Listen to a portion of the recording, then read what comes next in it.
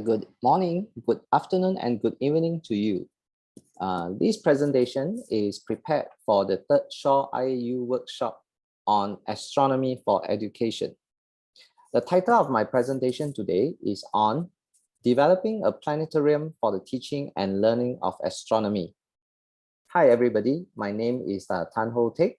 I'm an astronomy club teacher in the School of Science and Technology, Singapore.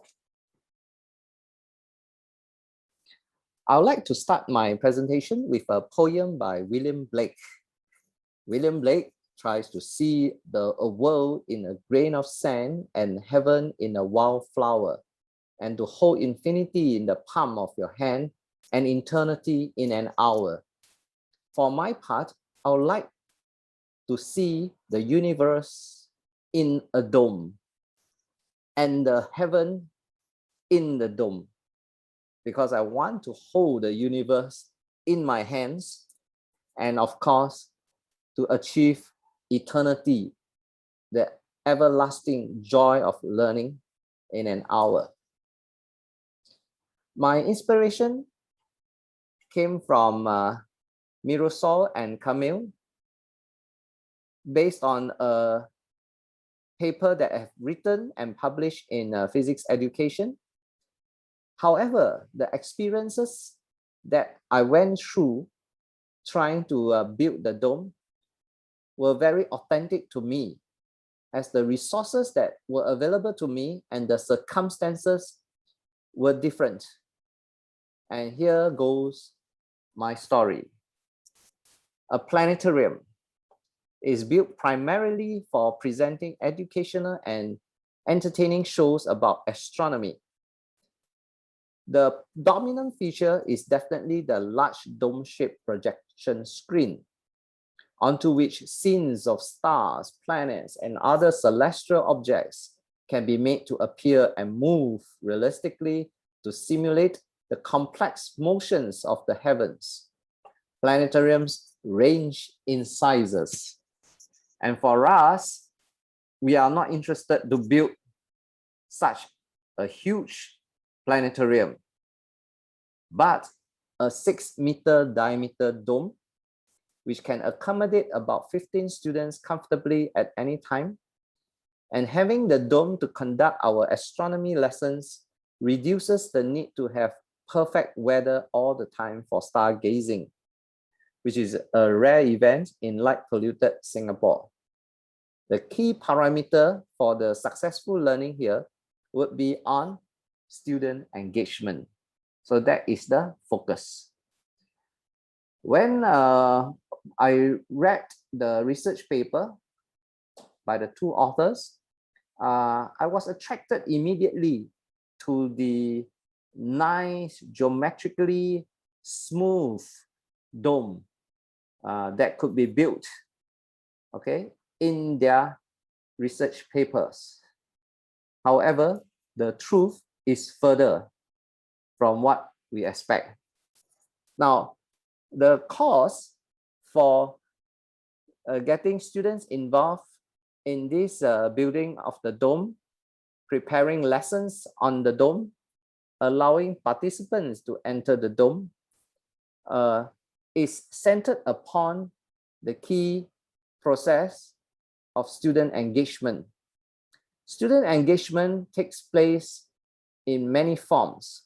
The first one is definitely on hands-on learning.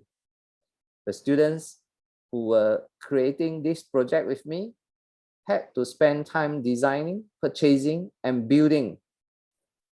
They learn or they apply the lessons learned through their geometry, sewing, electrical wiring, and ventilation system designs. These are some of the pictures of us preparing the frame as well as the dome cover. Assembling the frame is also another tedious process, which the students also need to learn about teamwork, leadership, creativity, problem solving, and the reality is very much different from the ideal dome frame that you have just seen earlier. So in real life, the dome, because of the weight of the pipes, didn't appear as they would like it to be. This is another student getting involved in the sewing of the dome cover, which consisted of a white screen as well as a dark cover.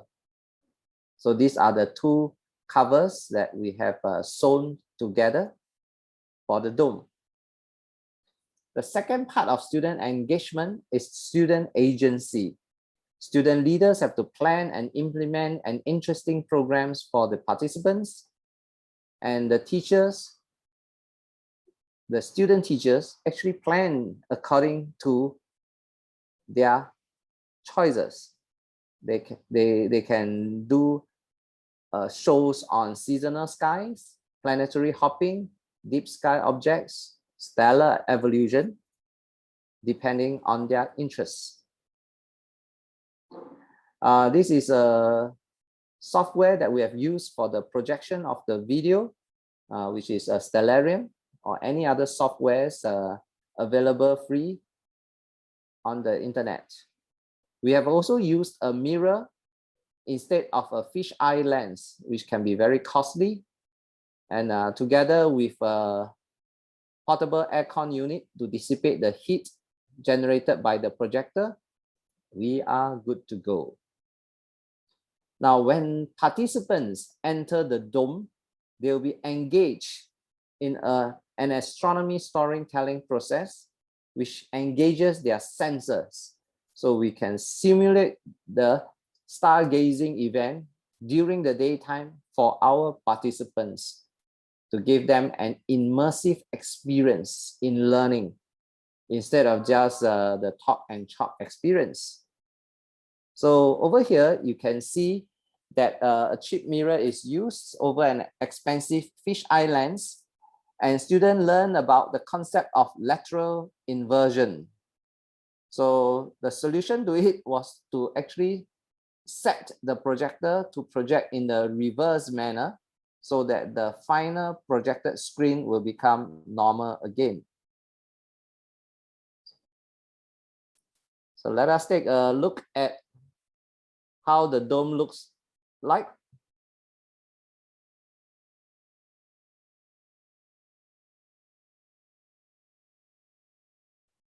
Okay.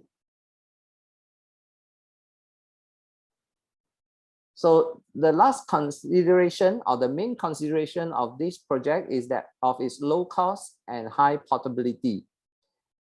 Not only is it advantageous to be of low cost and portable, it allows students to engage in sharing of ideas, troubleshooting, problem solving, and creativity in problem solving amongst the students.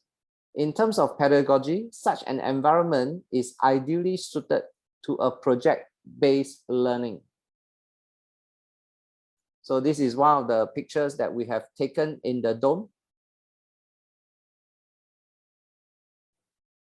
So what are the implications for our audience here? As we are aware, the audience here are all astronomy or astronomy education enthusiasts. So definitely, if you want a program which involves student engagement for your students, I would encourage you strongly to get involved in this project. We can carry out hands-on learning, student agency, providing an immersive education for the participants at a very low cost and high portability. We can in fact move the planetarium easily using a small vehicle, okay, with the parts dismantled. So I would like to encourage participants who may be interested to build such a planetarium to contact me, as well as referring to the paper published by Mirosol and Camille in the Physics Education Journal. Okay. This is my contact email, and if you are interested, I'll be glad to help you set up and purchase the parts necessary for the construction of the planetarium. Okay, with this, I'll end my presentation and open the floor to your questions. Thank you very much.